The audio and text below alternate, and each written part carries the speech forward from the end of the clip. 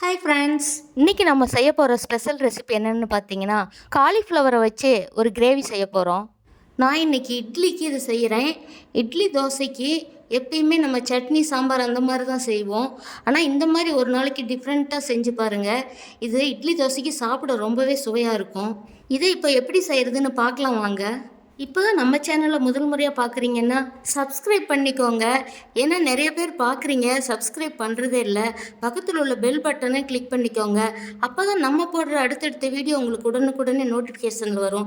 இப்போ வாங்க வீடியோக்குள்ளே போகலாம். இதுக்கு நான் ஒரு காலிஃப்ளவர் எடுத்து அதை க்ளீன் பண்ணிவிட்டு, ஏன்னா அதில் புழுகள்லாம் இருக்கும். ஒரு சில பூக்களில் ஒரு சில பூ நல்லா நீட்டாகவே இருக்கும். எப்படி தான் நீட்டாக சுத்தமாக இருந்தாலும் அதில் புழுக்கள் இருக்கும். அதனால் அதை கட் பண்ணி சுத்தம் பண்ணிவிட்டு நம்ம கொதிக்கிற தண்ணியில் அதை போட்டு கொஞ்சமாக உப்பு மஞ்சத்தூள் போட்டு ஒரு கொதி வந்தது ஒரு 5 நிமிஷம் அதை கொதி விட்டு எடுத்து வடிகட்டிக்கலாம். வடிகட்டிட்டு அதுலேயும் கொஞ்சம் நார்மல் வாட்டர் ஊற்றிக்கலாம். இப்போ ஸ்டவ் ஆன் பண்ணி வடசட்டி வச்சு 2 ஸ்பூன் எண்ணெய் ஊற்றி, எண்ணெய் நல்லா காஞ்சதும் 1/4 டீஸ்பூன் சோம்பு போட்டு, இந்த சோம்பு பொரிஞ்ச உடனே நான் இதுக்கு சின்ன வெங்காயம் எடுத்து கட் பண்ணி வச்சுருக்கேன். இது ஒரு 10 வெங்காயம் இருக்கும். இது நீள் வாக்கில் கட் பண்ணியிருக்கேன்.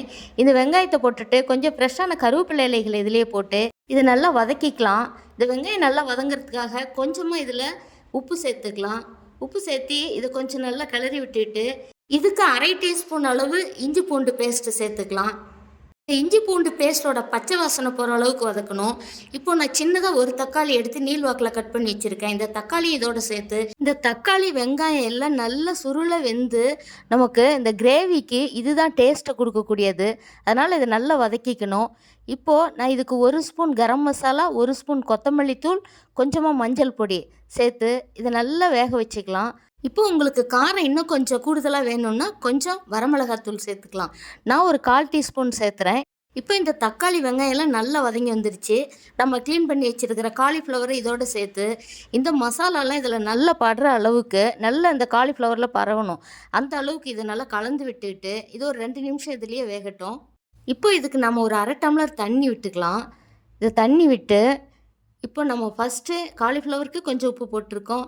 இந்த வெங்காயம் வதங்கும் போது கொஞ்சம் உப்பு சேர்த்துருக்கோம், வெங்காயத்துக்கு மட்டும். இப்போ நீங்கள் இந்த கிரேவிக்கு தேவையான அளவு உப்பு சரி பார்த்துக்கிட்டு கொஞ்சம் போட்டுக்கோங்க. நான் இதுக்கு சரியான அளவு போட்டுக்கிறேன். இப்போ போட்டு இந்த தண்ணி ஊற்றி நல்லா கலந்து விட்டுட்டு ஒரு மூடி போட்டு 2 நிமிஷம் வேக வச்சுக்கலாம். இப்போ இந்த காலிஃப்ளவரில் உள்ள தண்ணியெல்லாம் ட்ரை ஆனதும் நமக்கு சூப்பரான காலிஃப்ளவர் கிரேவி ரெடி ஆகிருக்கும். இந்த மாதிரி நீங்களும் ட்ரை பண்ணி பாருங்கள். இது இட்லி, தோசை, பூரி, சப்பாத்திக்கெலாம் சூப்பரான காம்பினேஷனாக இருக்கும்.